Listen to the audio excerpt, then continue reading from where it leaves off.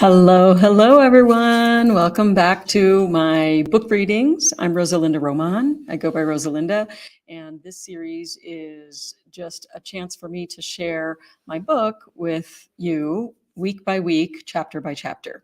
I'm really excited about sharing this with you, and I'm laughing at myself because unlike normally where I would be holding the book and saying, here's my book, and it looks really cool. I left my house this morning and left the book at home. I come to a co-working space where they have good Wi-Fi because we live in rural New Mexico right now, and which is par for the course, because if we were traveling, we would have the same problem. So getting creative about how to get the internet to work. So let me first show you what the book looks like.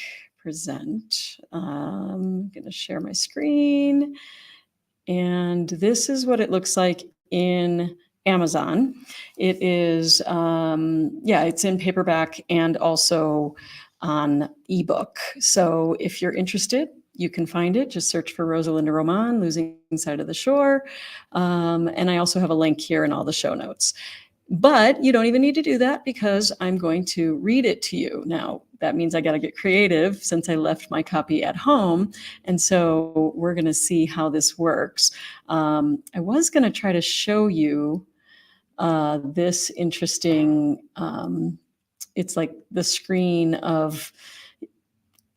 share where I'm sharing what the chapter looks like. I don't know if that looks too weird for you. So let me start by saying, if you are here live in the studio or live watching this live, whether in Facebook or YouTube or on X, if you put a note in the comments to let me know that, you can let me know if you want me to keep this this up full screen where it actually shows you what chapters I'm talking about.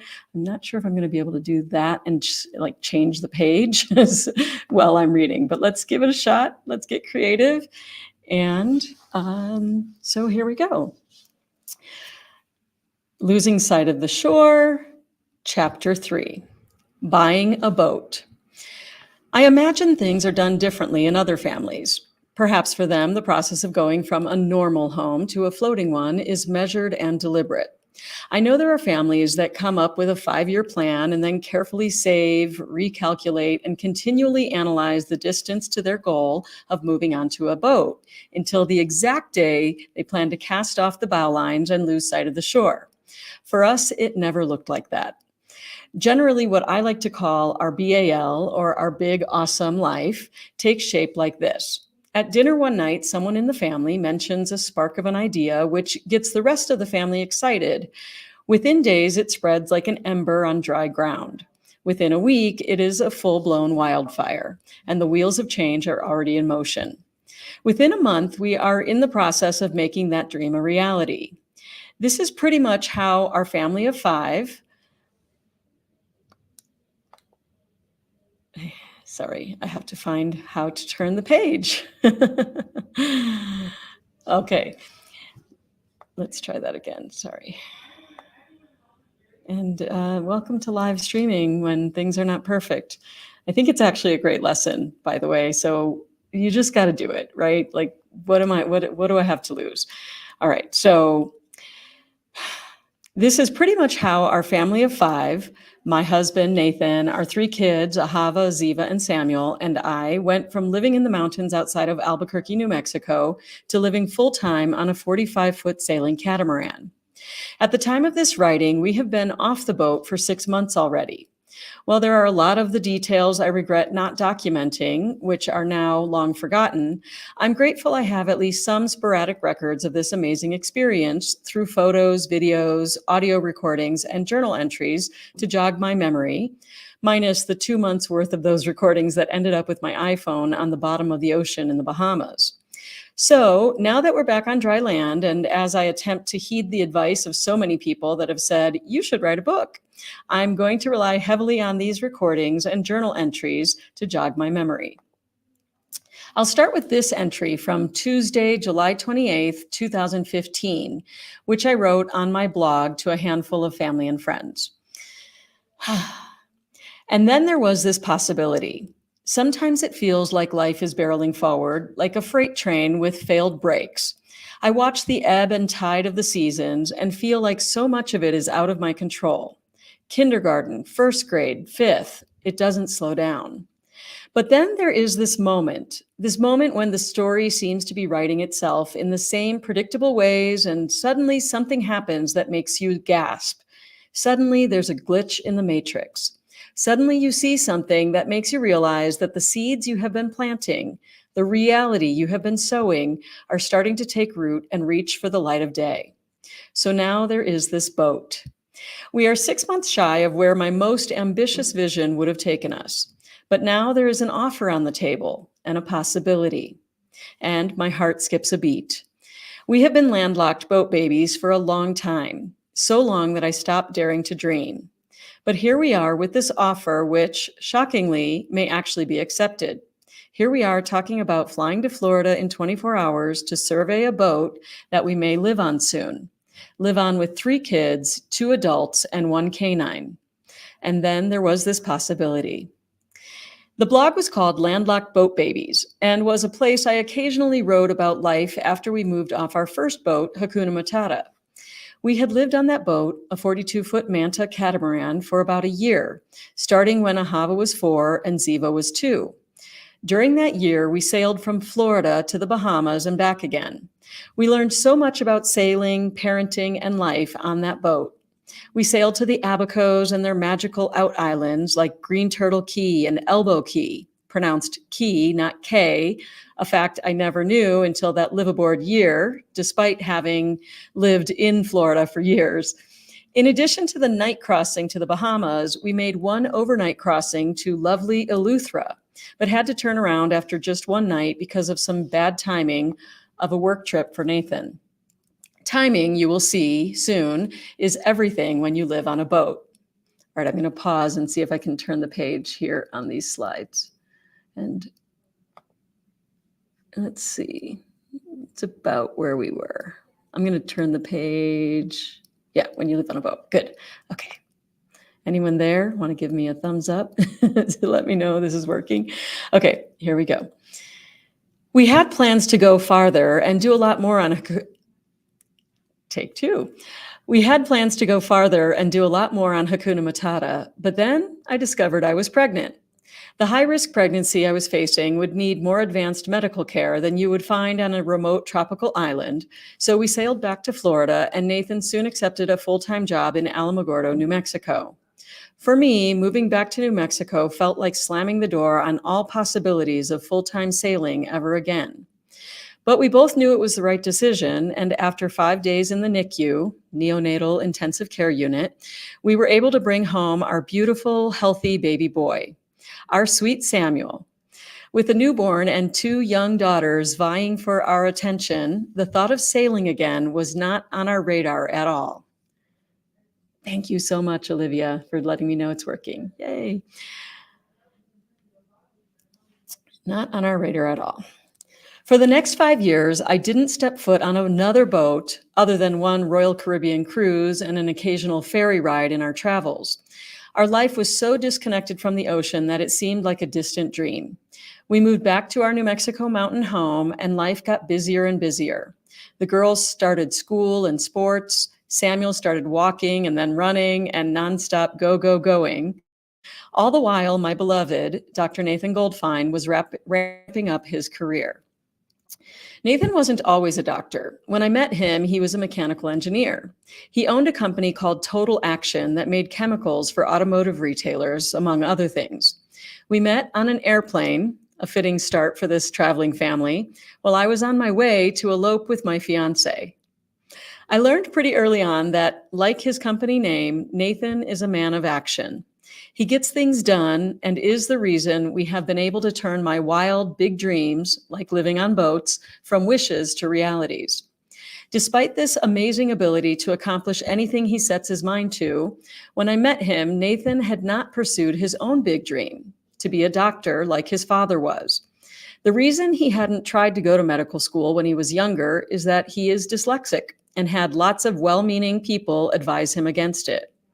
I suppose in the long run, this advice has probably served him well because he gained valuable skills in engineering and business, areas he was naturally talented in, and came to his medical career a bit older, more able to focus, and more determined to put in the hard work it would take to become a fantastic physician.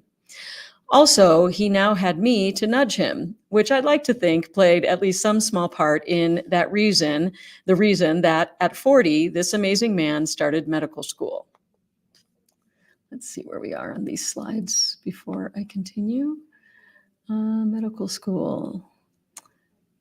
I think we're close to there. All right, getting back to it. This is a very disjointed one because I didn't bring my book today. All right, so he started medical school. And continuing. You may be wondering what all this has to do with moving onto a boat. To me, it has everything to do with it. Whether pursuing medicine or me or anything else, Nathan has always taught me that if you follow your heart and are willing to work hard and get creative to make it happen, you really can do anything. On our wedding invitation, I referred to Nathan and me as an adventurous realist and an incurable idealist, a combination that, as it turns out, is really great for creating a BAL together and for sailing with kids to tropical islands. Of all the skills we have needed along the way, creative adaptability was probably the one that made it actually possible for us to go relatively quickly from our landlocked life to the liveaboard life, without years of planning and while the kids were still young. Once living on a boat was suggested and my man of action's wheels started turning, we had to find a way to finance what he frequently referred to as my wife's midlife crisis. While we did have some savings thanks to the sale of his company to Pennzoil, plus income from my former job as main anchor at KION 46 in Monterey, California, we also had a whole lot of new debt thanks to medical school. This meant that financial creativity would be critical to buying a boat. When we lived on Hakuna Matata, this is what that creative financing looked like. Nathan would sail us to an island, make sure we were secure at a marina, and then fly back to the US where he would do clinical work, shift work at a hospital where they needed physician coverage, or what is known in the industry as locum tenens. He usually did that for about a week, and then he would fly back to the boat and rejoin us on our adventure. The arrangement was quite nice because he did those shifts times we would normally not see him anyway because of the long hours and intense focus required. And then he was fully present with us for the next 10 days or 2 weeks while we explored some new islands. He also would arrive from these trips with a duffel bag full of supplies like flour, powdered milk, and cream of wheat, for example, which was quite handy when we were living in places where many items were super expensive and often hard to come by. The company that had hired him would pay all of his travel costs, including the extra baggage fees, and he made a great hourly rate for the shift work he did. Other than missing him a lot while he was gone, it was a good arrangement which kept us sailing without falling into a financial hole. By the time we lived on the Dawn Treader, things were very different. Nathan was not only working his clinical shifts at a hospital in Alamogordo, New Mexico for 1 week each month, but he had also risen to the level of executive vice president of hospital medicine for his company. What that meant is that he had several business trips a month, which required him to fly to places like Philadelphia, Newark, and Dallas. Gone were the locum tenens days where he would work once or twice a month and be hours the rest of the time. Instead, he was in high demand all the time. Because of the engineering, business, and medical skills he brought to the table, everyone wanted Nathan's help fixing problems. To succeed in his job, he needed to be able to fly to various sites with just a day or two's notice, which was one of the main reasons we couldn't ever sail beyond the Bahamas, and a big part of why we finally decided to sell the Dawn Treader. But let's leave the end of the adventure for another chapter. Nathan is a man of many talents, which were all super helpful whenever he was able to be on board with us, but which also meant he was frequently pulled away from our live-aboard adventures.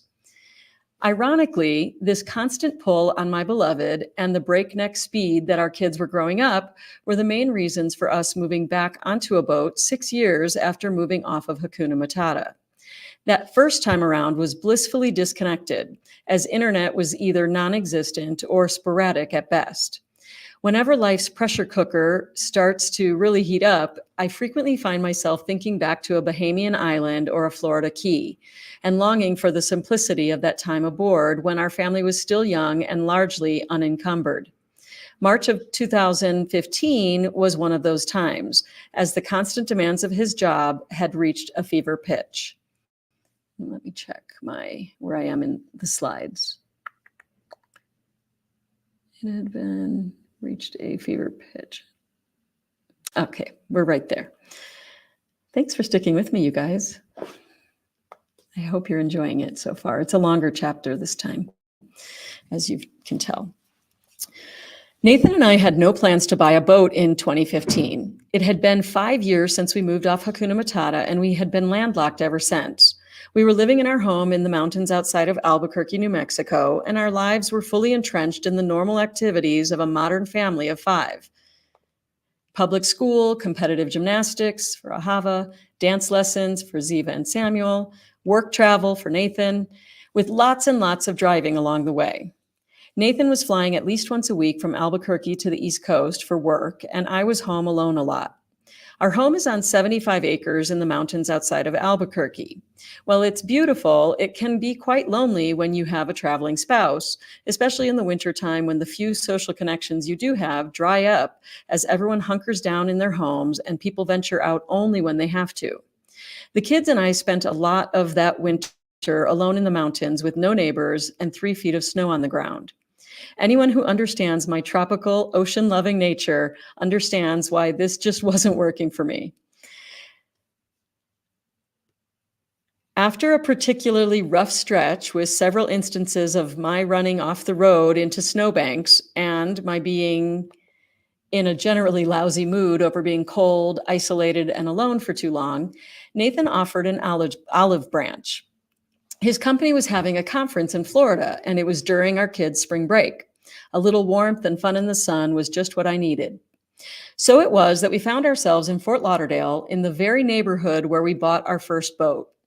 Everywhere we looked, we saw catamarans parked up and down the canals. Before we knew it, we were calling our old broker, Brent Herman of the Catamaran Company, to see if we could look at some boats, just for fun. In our minds, we had no plans to buy another boat, but we were just doing the equivalent of stopping in at an open house in the neighborhood. We loved boats and thought it would be fun to see how they had changed in 6 years. It turned out a lot had changed, and we had fun picturing our family on the water again. We left feeling happy over our little excursion, but with no discussions of buying or shopping for anything. Of course, the minute we got home, Brent started sending us leads on boats in their inventory. We laughed and protested a bit, saying we weren't anywhere near ready to look at boats again. But like most good salespeople, he didn't believe us and just kept sending us photos of beautiful boats anyway. I wrote about what happened next in this blog post. You never know what might happen when the kids go away to summer camp. Last year, my husband, Nathan, and I built a pretty awesome loft bed for our daughters, if we do say so ourselves. It was a massive project, but worth the effort for sure. Not only did it give them a unique private hideaway, but it also won them lots of cool points with friends whenever they discovered that the only entrance is a rock climbing wall. So last year, we built some beds. This year, we went to check out a boat, which could be our family's future floating home.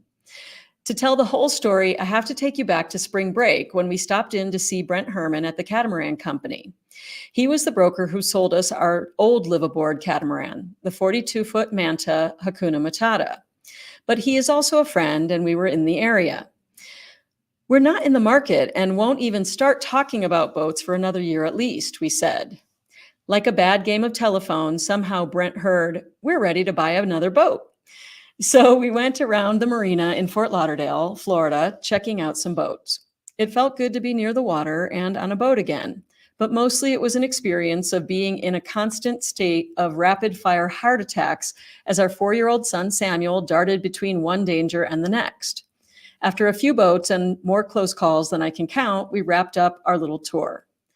Clearly, we aren't ready to move onto a boat with this little guy yet, I said. Brent heard, Find us a boat right away. On our way out of the marina, 10-year-old Ahava spotted a boat named What's Next and asked me to take a picture of her in front of it, since it was a perfect question for this delightfully adventurous family of ours. Little did we know, a few months later, Brent Herman would be telling us he had found the perfect boat for us. What's it called? Nathan asked. What's next? Brent responded.